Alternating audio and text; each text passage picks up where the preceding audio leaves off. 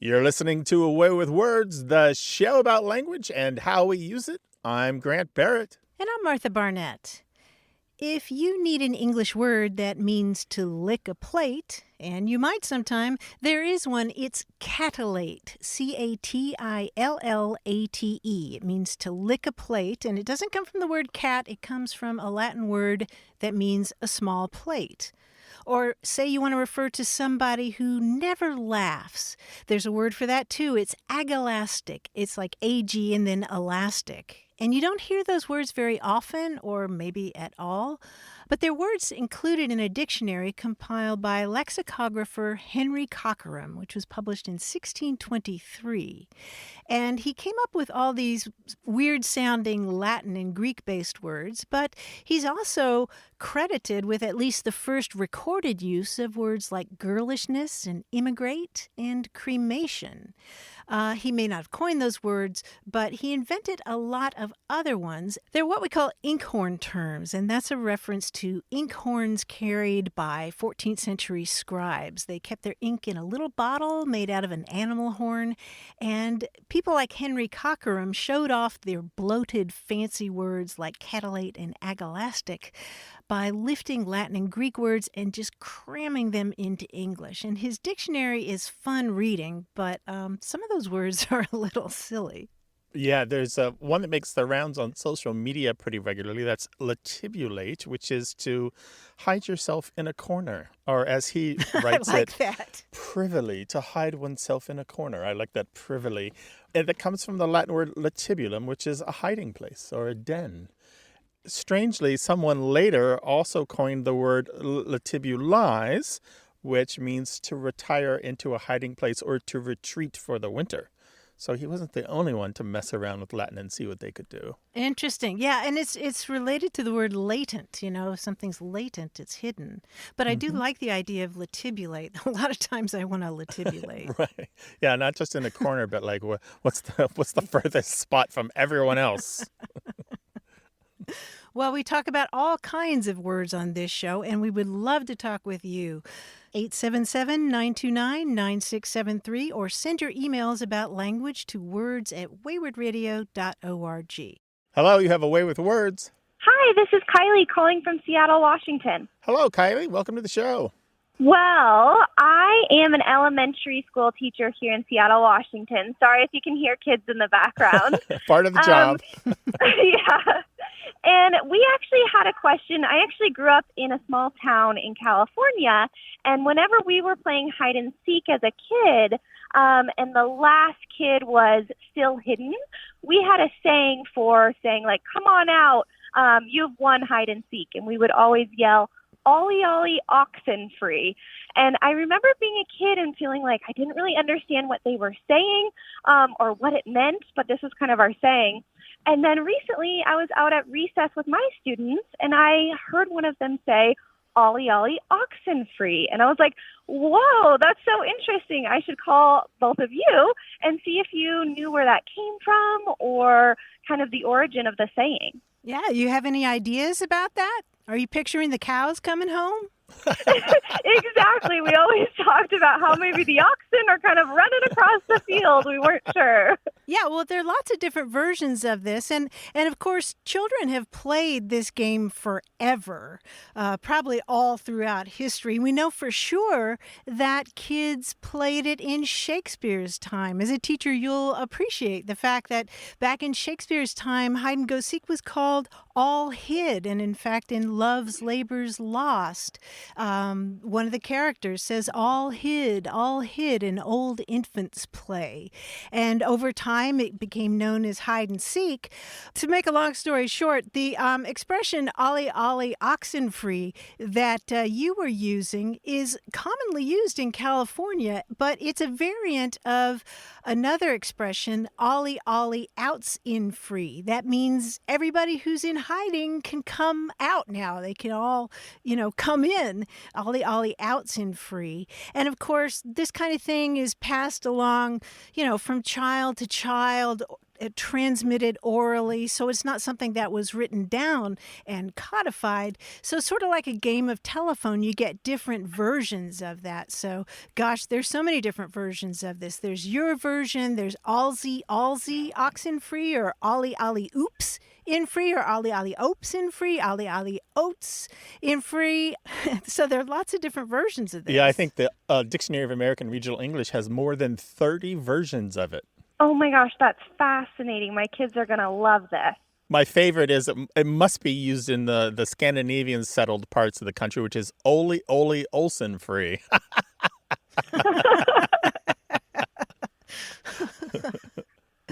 And your version fits very closely with what we see in the dictionary in terms of California. So it's interesting that it's up in Washington as well. So that's what your kids use? Yeah, and it was funny because we had a conversation about that. I was going to call both of you up. And another, I don't say that. I say ollie income free. Yeah, everyone's got their own thing, but that's the nature of this kind of folklore, this kind of stuff that gets transmitted across the generations. It's malleable, it's changeable, and I love it. That's the beautiful thing about language. Well, Isn't it? Kylie, I'm so glad that you're talking about this sort of stuff with your students, and they're getting that excitement as well. You sound like somebody who can transmit this kind of excitement to your kids, and maybe they'll keep it and grow up with it and transmit it themselves. Oh, I hope so. Would you mind if they said hello before we say goodbye not at today? all. We'd love it. Love it. Okay, great. They're so excited to meet all of you. So, folks, do you want to say hello? Yeah. Okay, say hello. Hello. Thank you both Hi, so Our much. pleasure. All right. Good. Congratulations on your being an educator. You're doing the hard work, and we appreciate it. Thank you. We listen to you every week, so thanks so much. All right. Take care now. Bye-bye. Bye. Take care. Bye-bye. If you're an educator and you've come across something cool about language, talk to us about it. 877-929-9673. Whether you're in Alaska or Cancun or Seattle or Toronto, we'd love to hear from you. You can also email us words@waywardradio.org. Hi, you have a way with words. Hi, Martha. This is Shawnette Good from Atlanta, Georgia. Hey, Shawnette. Hi, thank you for taking my call. I have something I'd like to share with you today, see if you can help me find a solution. We're happy to try. Okay, so I'm not calling today to find out the origins of a word, but to find a word. I have often said that a word has a certain taste. And I think what I really mean by that is how it feels as you're saying the word. So some words just seem to kind of dance out of your mouth while others just kind of stumble and just fall out. So the way that a word, as it is being formed in your mouth and then is presented to the world, can either feel very pleasant, like a creamy cheesecake, or it can feel very awkward and unpleasant, like for me, the texture of oatmeal. So that feel of the word and whether that is considered pleasant or not. Is there a word in existence for that? Oh, I love these descriptions. Cheesecake versus oatmeal. Yeah, there are several answers. I'm glad that we can help you. This has been, poets have found an answer for this, and so have linguists. So some people who think about language a lot from two different directions have come up with solutions for this very question. And one of the words they've borrowed comes from the food world, where when people are trying to describe food, which is actually rather difficult, it's difficult to talk about food, which is why, it's easy to make fun of the way that wine lovers talk about the taste of wine, or foodies talk about how they enjoy a meal, because describing taste is difficult. Describing the texture of food is difficult. But one of the words they use is mouthfeel. Like you might talk about the mouthfeel of a good beer or a good wine, and it's about the body of it. It's about the way that it sits in your mouth, on your tongue, or the way it touches your palate. Or if you're talking about the mouthfeel of a cut of meat, does it leave a layer of fat on your teeth, or does it chew well? You might talk about a food, its spicy level. Does it leave a spicy heat, or does it have a kind of chemical coolness like cucumber does, or yogurt can, or garlic can, And so all of these things are mouthfeel. Does that feel like a word that is what you're talking about? It does. The imagery is very similar to what it feels like for words that are pleasant. Words such as shenanigans feels a whole lot better coming out than the word rural. So the mouthfeel definitely is a better description than taste, as I'm not swallowing and ingesting these words, but instead took them out into the world. So on a more technical level, poets and linguists have a kind of an umbrella term that they use to talk about this, and it's called phonoaesthetics. It's phonoaesthetics, phonoaesthetics. And phonoaesthetics is about that. It's about the aesthetic properties of sound, and particularly in poetry. It's about how we react to hearing or speaking language. And we do have connotations. Sometimes it's about, well, let me put it a different way. I don't know if you have children, but if you've ever discussed with a partner or somebody who's going to have kids about naming a child, you often have these very impulsive and emotional responses to names, and you don't know why. Sometimes you say, well, there was a mean kid in kindergarten, and I'm not naming my child because I know a mean kid who had that name. But sometimes you don't know why a name doesn't feel right to you. And sometimes you don't know why a name feels great to you. And that's phonoaesthetic sometimes. And we also can talk about euphony, euphony. That's about a word being harmonious and pleasant. If it has euphony, it is a delight to hear. I'm thinking about in French, when a sommelier talks about wine, they talk about la bouche, the bouche, the mouth. By that they mean the mouthfeel or the body, the taste and the taste in the body. And Shawnette, when Grant asked you about how that sounded to you, now I'm thinking about ear feel. Is ear feel different from mouthfeel? See, I think it's not just how it sounds, but it's the formation of the word, whether it's awkward in your mouth, or whether it's graceful. Yes. Shawnette, thank you so much for your time. We really appreciate it. Thank you so much for helping me out here with these words today. I'll take that with me. All right, bye-bye. Y'all have a great day. Take care. Take care. Bye-bye. What are the words that feel amazing coming out of your mouth? Share them with us, 877-929-9673, or email words@waywardradio.org. More about what you say and why you say it. Stick around for more of A Way with Words. You're listening to A Way with Words, the show about language and how we use it. I'm Martha Barnett. And I'm Grant Barrett, and just back from the Cockney Spelling Bee where he was sweeping up all the dropped letters, it's our quiz guy, John Chaneski. Oh, hi, guys. They keep me so busy at that Cockney Spelling Bee. That's why I go there. A lot of work available. I recently saw a video by filmmaker Matt Busey in which he takes the 1939 movie The Wizard of Oz and rearranges the entire film so all the words are in alphabetical order. That is, he cuts and edits it. So every instance of every word, including articles, are together and in order. It's called Of Oz the Wizard. And, of course, after the opening credits, the first 35 seconds is just dozens of clips of characters saying or a. And that's followed by ah and aye. Until about 4 minutes and 45, we get about, followed by above. And this continues all the way through the movie till the last alphabetical word in The Wizard of Oz, when the Tin Man sings the word zipper. And of course, the final title card reads, and the. Alphabetical order, can you believe it? Naturally, I wondered what would happen if we were to unleash Matt Busey on other works of art, other movies, books, TV shows, and at least the titles, at least. For example, if the national anthem of the United States were organized the same way, the title would be Banner Star Spangled the. Got it? Mm-hmm. Alphabetical order. Good. I'll hint a work or a phrase, and you tell me the alphabetical title. You might need a pencil for this, though if you want to challenge yourself, do it in your head. We'll start easy with 3-word phrases. And yes, articles count, okay? Here we go. Okay. This 1967 Faye Dunaway Warren Beatty film classic about 2 bank robbers starts off the alphabetization pretty neatly. And Clyde Bonnie and Bonnie. Clyde. Martha said it non-alphabetized. What was it, Grant? And Bonnie Clyde. And Bonnie Clyde. Yes, A, B, C. Very good. Oh, we have to alphabetize the letters? The title, the words in the title. Oh, my gosh. Okay. All right. Now, if you're ever on the London Underground, you're likely to hear this warning to watch where you're going.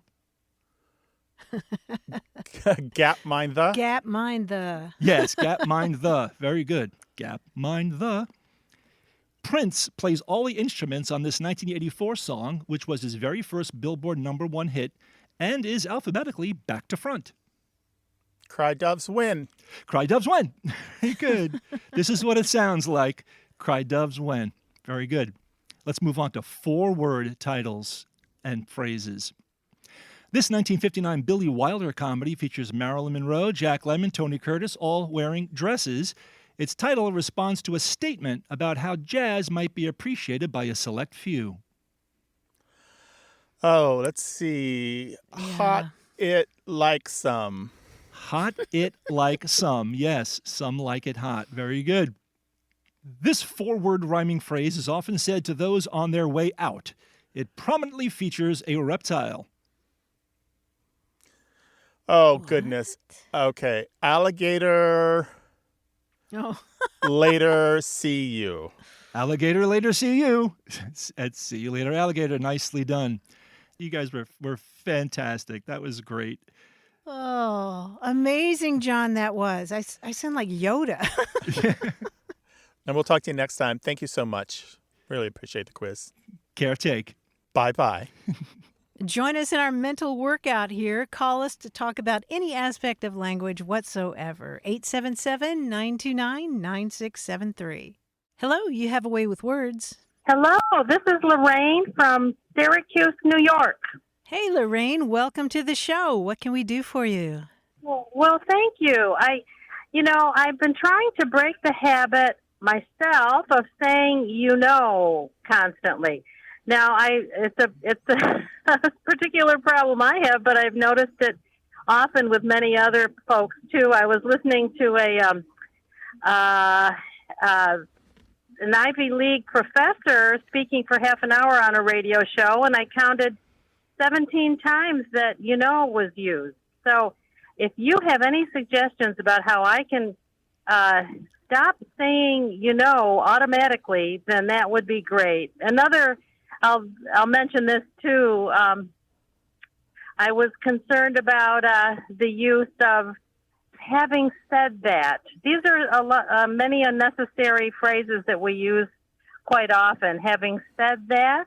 So, do you have any suggestions about how to break the habit of many of these unnecessary phrases? Well, the best way to stop these, and they're called disfluencies, is to speak less. That's a great suggestion. I like that. But I just one thing I want to say to make you feel a little better is just know that everybody has these to one degree or another. We have these crutches that we rely on, these things that we say when we don't know quite what to say, these connectors maybe between thoughts that kind of fill the pause. Yes. And so just to relax a little bit, and that will help a little bit. But the best advice I've seen from everyone can be summarized in 3 main points. 1, be prepared by knowing your topic and what you're going to say. 2, don't speak a thought until it is fully formed. And 3, use pauses like you use words because they're just as important. And if you have to hold the floor with filler words, then you don't really know what you're going to say. So go back to point number 1, which is be prepared by knowing your topic and what you're going to say.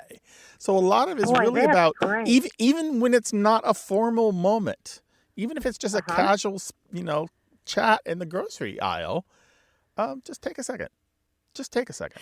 I think that take a second recommendation is a really good one. And it's an interesting exercise because, as Grant says, we all want to fill that space. In ancient art, it's called horror vacui, where every little bit of a surface is decorated with something. But you don't have to do that. You could... Boop. Yeah. There I go. I said, you Right. heard that? Right.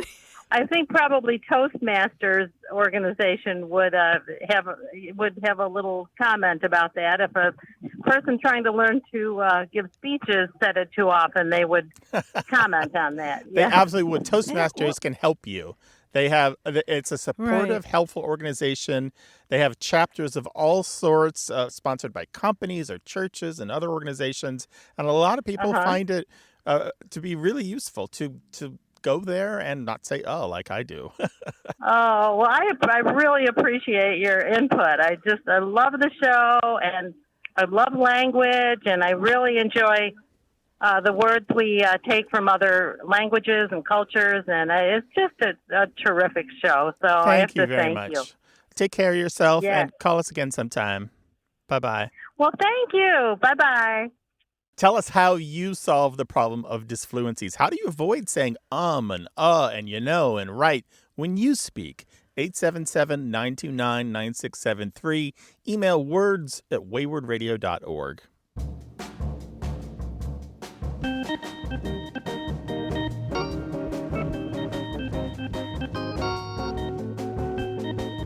We heard from Paula Egan Wright in Cheyenne, Wyoming. She's a teacher, and she says, I always start my elementary music classes with a sharing circle. Last week, I asked 3-year-olds what they would do differently if they were the school principal. One little girl, wishing it were warmer, we're on the high prairie at 6,000 feet where it snows a lot, said she'd put in a sandy beach on the playground and the girls could all wear zucchinis. I'm imagining wearing them on your fingertips like you would, Yeah.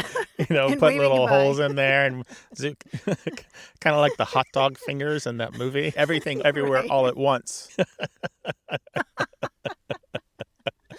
You can take your zucchini fingers and dial us, 877-929-9673. Hello, you have a way with words. Hello, this is Gene Williams. I'm calling from the Badlands of South Dakota. Welcome to the show, Gene. What's Hi, up? Gene. Well, my grandmother used to have a saying that I was wondering what the origins of it were. Whenever we were talking about needing to get a drink or something, she always would say, well, cold water is the cup that cheers away the bowl. And my mother said she thought that had something to do with possibly the Women's Christians Temperance Union that my grandmother belonged to back in the early 20s or something. But anyway, that was the first thing. And then the second part of this question, I guess, is my wife. She doesn't when we go out, she usually wants to order water, and we've gotten into the habit of ordering a Blue Dolphin neat, and that's just water with no ice. And I was wondering if Blue Dolphin is something that is known as a non-alcoholic, just water, if that is a common phrase that is used throughout the country or not. Well, let's address that last one first. I don't know that, and I don't think that's in any of my slang dictionaries, but it's possible. Is Blue Dolphin a brand of water, perhaps? I know there are a bunch of slang terms for water, like windmill cocktail or city coke or fish broth or Adam's ale. You could say, give me one on the city, meaning city water. Neptune's daughter. Those are all those, and there's probably more that I'm forgetting. But I've never heard Blue Dolphin neat. That's a good one. I'll have to add that to my list. Blue Dolphin I haven't heard neat. that Well, either. And so you pop into a restaurant and ask for a Blue Dolphin neat, and they know what you're talking about? Yeah, that's the question. quite a few of the establishments that we go to, they do seem to know. Maybe they just pick up on the idea that it's that looks like probably what they want or something. Okay, So yeah, clever. I don't know, but And so the other expression, this was your grandmother, and she would say, what was it now? she would say, "Cold water is the cup that cheers, away, away the bowl." I think your mother was right. That is exactly part of a temperance saying. The temperance movement had a number of rhymes and songs, and that last part in particular, "away the bowl," has belonged to rhymes and songs that have been used since at least the 1830s to talk about giving up alcohol. There was one, for example, from 1837. I'll just read a couple lines to you. Goes something like, "Neglected duties rise in fearful sad array. Up to its brim I will be wise. I've cast the bowl away." And the bowl here means the drinking bowl. The bowl had, a long time ago, many centuries ago, came to stand for its contents, and it almost always referred to alcoholic contents, or even in a larger context, the revelry and the hijinks that would ensue when you got drunk or tipsy from drinking the contents of that bowl. What's funny is I'm looking at the sheet music for that last one that you mentioned, Yeah. and it looks like a drinking song. Oh, Cold water is the cup that away, away the bowl. I wonder if they put temperance lyrics to an old drinking song. That's what I'm wondering. It just seems like it would lend itself to swinging a mug and great foamy arcs. So that's what we know. Gene, what do you think? I appreciate all of the information. It gives me a little bit better understanding. I thought my mother was probably right, but I'm glad that you're able to clear up that that's where that came from. So thank you, and thank you for the other suggestions as far as different types of cocktails that are city water and the such. So yeah, ask for Adam's Ale and see what you get. All right. Well, thank you, folks. All right, take care of yourself and be well. Thank you. Bye-bye. Bye-bye. 877-929-9673. Hello, you have a way with words. Good afternoon. This is Dr. Charles Devant up in the mountains of North Carolina, a little town called Blowing Rock. Well, hello, Dr. Devant. It's nice to talk to you. Welcome to the show. Well, I had a couple of questions, and one is the mountains up here, we have Scotch-Irish families that go back to the 1600s or so, and they have some interesting medical terms, or terms for medical conditions anyway, that I thought I would pass on. Two of them are easy to decipher, and the other one I really can't. They tend to describe, if something is painful, they may say they have a misery. Like, I've got a misery in my jaw if it's a tooth, or a misery in my back if it is, something back there. Sometimes the miseries turn out to be risings, which I guess I would spell rising, a swelling up, and that's usually, a rising is usually an abscess. And so that I can decipher. But sometimes the abscess starts as a pone, P-O-N-E, or they'll have a pone in their neck or a pone under their arm, and that's a lump or a cyst or something like that. But I have no idea how we get pone from cyst or lymph gland. Oh, I'm so glad you asked about this because it's really interesting. The word pone, in terms of a rising or a swelling, comes from a Native American language. It comes from a similar sounding word in Virginia Algonquian language, and the word translates as something like bread or baked. And so it's like, corn pone. It's shaped sort of like a little loaf. Okay, that makes sense. And I'm interested, too, that you brought up the expression rising. We once had a call from a doctor in Alabama who said that he had a patient who said, "I got a rising in my leader." Did you ever have anybody say that? Very similar, yeah. They'll come in and, any place that you've got a cyst, be it on your back or your rear end or something, it swells up and they'll describe it as a rising. And usually a rising will get drained. Well, you must hear some wonderful language in that part of the country. Oh, we have fun anyway, for sure. Yeah. Up here in the mountains, we tend to append A, the letter A, particularly to verbs. Mm-hmm. You know, the song "She'll Be Coming Round the Mountain" is frequently sung as "She'll be a-coming around the mountain." Mm-hmm. Or people will say he must have been a-going 90 miles an hour when he hit the tree. Or the neighbors had a party the other night and they were a-hootin' and a-hollerin' until 3 o'clock in the morning. What part of speech is that little A that gets tucked onto things? Well, it used to be a preposition like at, at, or on, on, but it resolved over the centuries into just a, and the American dialects that use it got it from much earlier British varieties of English. And so in the past, you might have said, I'm at going. And I know that sounds weird, but it means you are continuously going. It's about the progressive form of the verb. This is something that is ongoing. You can also use it to form what are called adverbial complements by affixing the to an adjective. And it's it used to be more common, but it is really rapidly disappearing. And it was formerly used throughout Appalachia and the U.S. South by both whites and blacks, but it's becoming something of a historical artifact at this point. Yeah, up here, occasionally people will still say they are afeared of something instead of afraid of something. Mm-hmm. So, and we are in the Appalachian Mountains, so that makes good sense. Doctor, we want to thank you so much for sharing these stories with us. We really appreciate it. And think of us next time you're hiking in the mountains. I will think of you every time. Take care. All right, you be well now. Well, unless you got a rising in your leader, you can give us a call. Reach for that telephone, 877-929-9673. It's toll free in the mountains of North Carolina and all over Canada and the United States.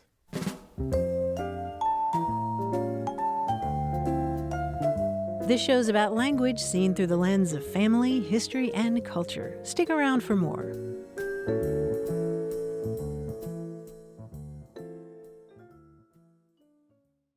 You're listening to Away with Words, the show about language and how we use it. I'm Grant Barrett. And I'm Martha Barnett. Werner Herzog, the acclaimed German filmmaker, is known for such documentaries as Grizzly Man, which was about a conservationist who spent time with bears in the wild. And Herzog's new memoir has a title that's every bit as idiosyncratic as his career. It's called Every Man for Himself and God Against All.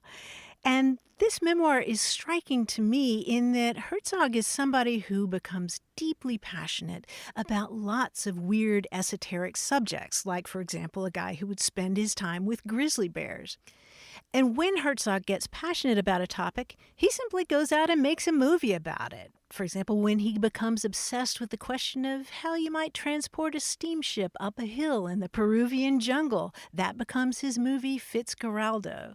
Herzog is also fascinated with what he calls the limits of language, and you can see that in his 1976 documentary, which is about how fast auctioneers can talk. It's called How Much Wood Would a Woodchuck Chuck, and you can find it on YouTube. It's less than an hour long, but it's pretty interesting.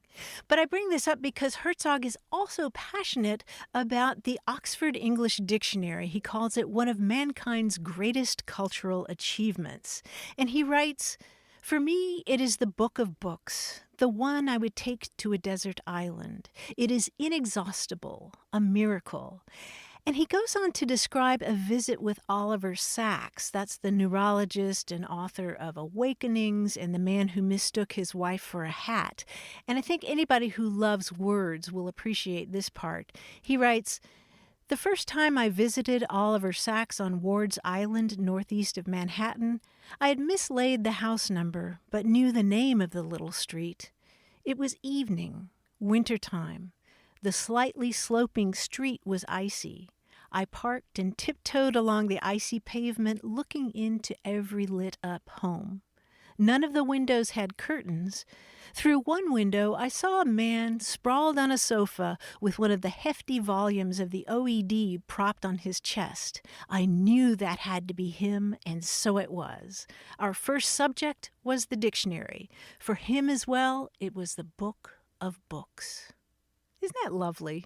That's amazing. First of all, that is totally a New York pastime. Werner Herzog is a New Yorker at heart because that's what you do in the evenings. You kind of peek in windows just to see what your neighbors are like. Oh, I thought you meant reading the OED. But yeah, and also having weird neighbors. Yes, that's also very New York. But yeah, that kind of understanding that a dictionary is an encapsulation of the human experience. That's a truth. That's a fundamental truth. And if you see somebody sprawled on a sofa with a print version of the OED, you know they've got to be a kindred spirit. Thank you for sharing that passage, Martha. That book again is? That book again is Werner Herzog's memoir, Every Man for Himself and God Against All. We'll link to that from our website. We'd love to hear what you're reading. Martha and I are always interested in. There's a little more room on the bedside table for maybe a couple more books. 877-929-9673. Email words@waywardradio.org. Hello, you have a way with words. Hi there. This is Skip in Gainesville, Florida. Hello, Skip. Welcome to the show. Well, thank you. What's on your mind today? Well, it wasn't really a question so much as an observation about a word that I found interesting, the word pan. That started years ago when I used to crew on sailboats and was sitting around with some other sailors, and we were discussing radio protocols. And I'm sure everyone knows Mayday, Mayday, which is the urgent call. But there's also two other radio calls that are of a lower grade urgency. Securite, which is just announcing some danger or risk people should look out for. But then the other one is pan, done three times, pan, pan, pan.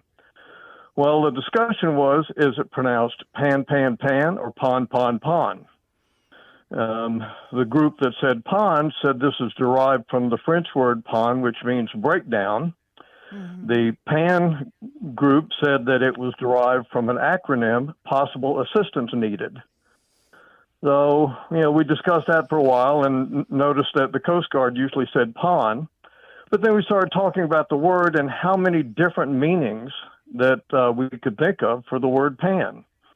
Obviously, the cooking utensil and any similar pan type thing, like a pan on a set of scales, or a pan for gold, or in an old flintlock, there was a pan for the powder. But then also to pan as in you criticize or not like a movie.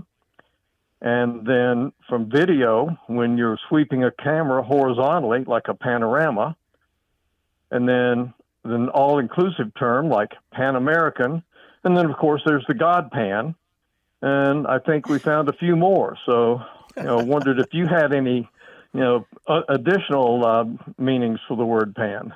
Yeah, I mean, everything you said right. is right about pan, pan, pan, or pon, pon, pon.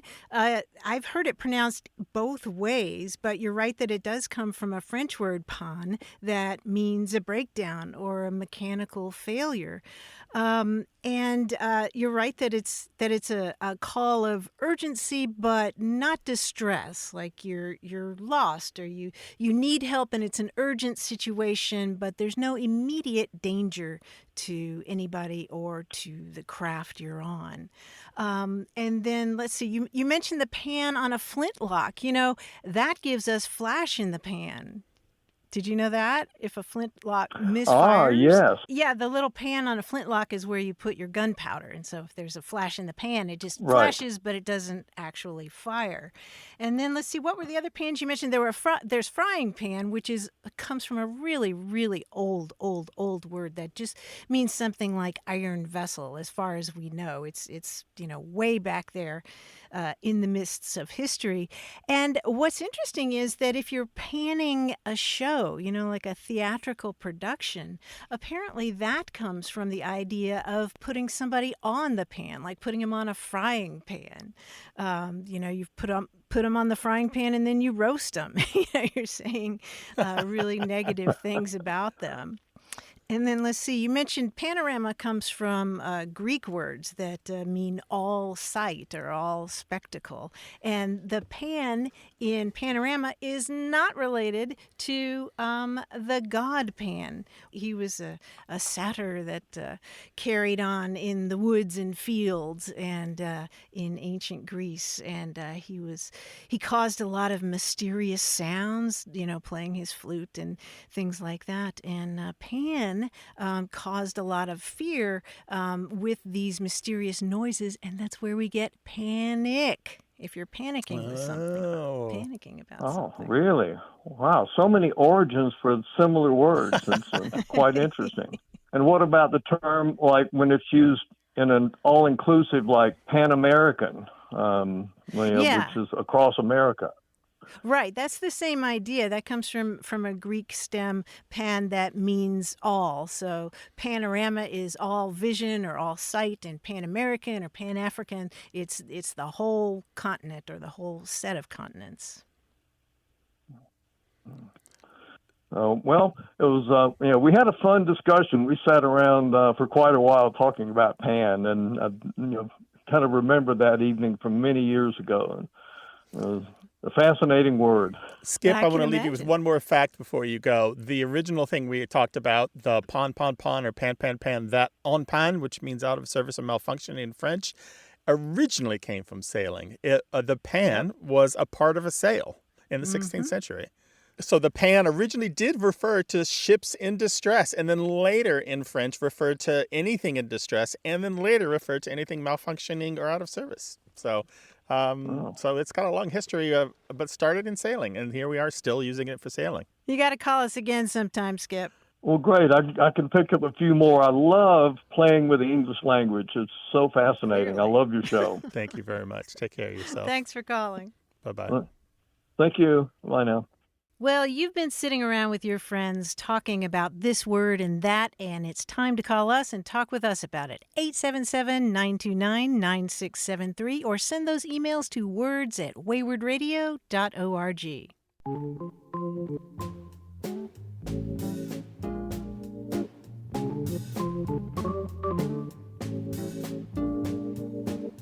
Grant, I just learned the term warbler neck. Apparently this is a dreaded affliction among people who spend a lot of time watching warblers. You mean like watching opera divas? Like opera divas like perched in a tree? What are we talking about here? I don't From know the what this orchestra is. pit?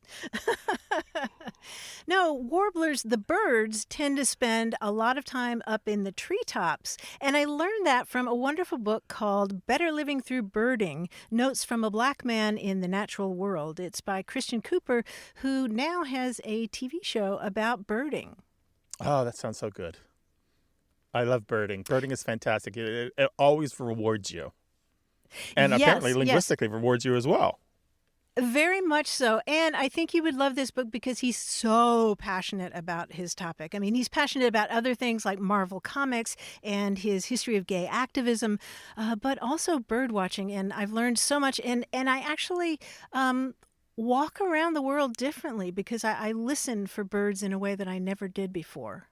877-929-9673. Hello, you have a way with words. Hi, Martha. This is Mary Schaefer in Newark, Delaware. Well, listen, I was watching the movie Maestro about Leonard Bernstein, and I noticed in one scene, the Leonard Bernstein character said, "I misread the room." And I'm like, wait a second. I have not heard read the room until, I'm just guessing, like 10 years. But I even looked it up. That scene was set in the 60s. And I'm like, did they do that on purpose? Did read the room? Has it been around longer than I thought? And so I thought I would ask. So set the scene for us in the movie. It's Leonard Bernstein, the composer and conductor. It's the 1960s. What is happening in the scene? Yeah, he and his wife are talking about a crucial issue. It looks like maybe like a country home, and they're by the pool. And they're talking about this issue, and he just said, "I misread the room." Sort of regrettably, and meaning I misunderstood the situation, or I misread the situation. Gotcha. Yeah.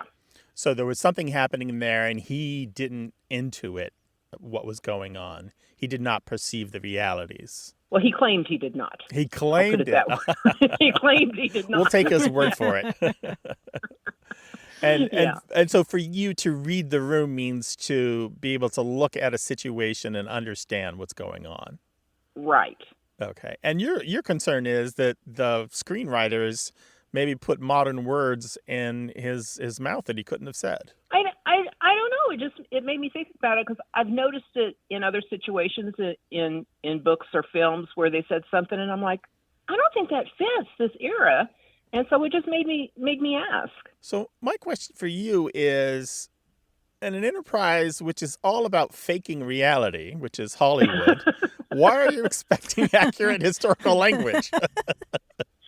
No kidding. Well, I did consider, maybe they're making it, relatable or approachable for, the current audience. Right. Right. Yeah. But it did make me wonder about Read the Room and how long it's been around. And Yeah. So it's just an excuse to get on the horn with Martha and Grant, right? Yeah. Yeah, it's a fair question. So let's put a picture on this then. So Read the Room exactly at least goes back to 1973 to put an exact date on it. But there's a but there, which is there are other things that you can read that are like rooms. For example, you could read an audience as far back as 1899. With exactly that same connotation. The Oxford English Dictionary has a definition which it's in the particular stuffiness of the Oxford English Dictionary, it goes, to assess precisely any indications or clues given out by a location, situation, etc., in order to decide on a course of action, basically to read a room. Right. So, and their earliest dates go back to the 1920s. But like I said, I found it to read an audience go back to 1899, and it's always about performers. Or singers or musicians or speakers, comedians, those kinds of people, their ability to get in front of a crowd and figure out the mood or temperament of the crowd. And I feel like that's the same idea as Read the Room, even if we're not using exactly the same language as Read the Room. Right. So the question is, do you insist on it be exactly the same word for word Read the Room? Do I insist? Yeah, you personally, Mary. No, I don't. I just really wanted someone to talk to about this. Oh, here we are.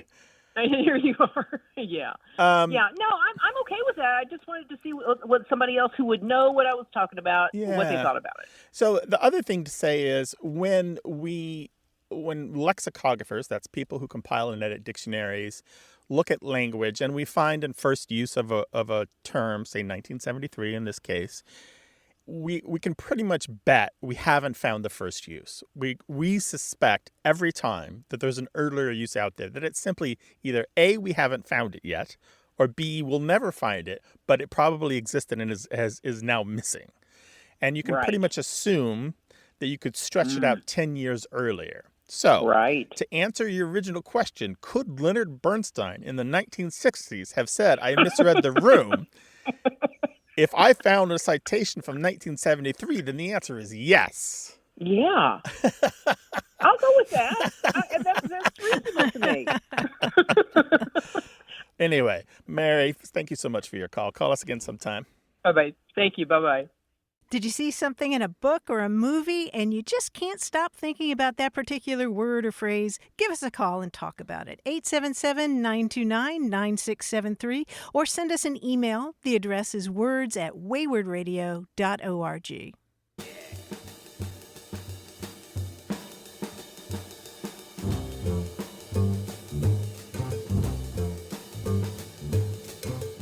We've talked before about the words don and doff, and that's D-O-N and D-O-F-F. Those are what firefighters do with their equipment. And we don our gay apparel in the Christmas Carol. Right, and those words come from do on and do off. But I recently learned that there's also the word dout, D-O-U-T. And you use the word dout when you're talking about putting out a fire. Oh, so you do out. Yes. You doubt it or you doubt it out. You hear that particularly in Wyoming. How about that? That's a new one for me. I love it that there's a set of these 3 words that are constructed the same way. There's something really pleasing about having that set. It's kind of like salt shaker, pepper shaker, and then, I don't know, cinnamon sugar shaker. If you come across a really pleasing set of words, share them with us. 877-929-9673, toll free, United States and Canada. Our team includes senior producer Stephanie Levine, engineer and editor Tim Felton, and quiz guy John Chinesky. We'd love to hear from you, no matter where you are in the world. Go to waywardradio.org/contact. Subscribe to the podcast, hear hundreds of past episodes, and get the newsletter at waywardradio.org. Whenever you have a language story or question, our toll-free line is open in the U.S. and Canada, 1-877-929-9673. Or send your thoughts to words@waywardradio.org. A Way with Words is an independent production of Wayward Inc., a nonprofit supported by listeners and organizations who are changing the way the world talks about language. Special thanks to Michael Breslauer, Josh Eccles, Claire Grotting, Bruce Rogo, Rick Seidenworm, and Betty Willis. Thanks for listening. I'm Martha Barnett. And I'm Grant Barrett. Until next time, goodbye. Bye.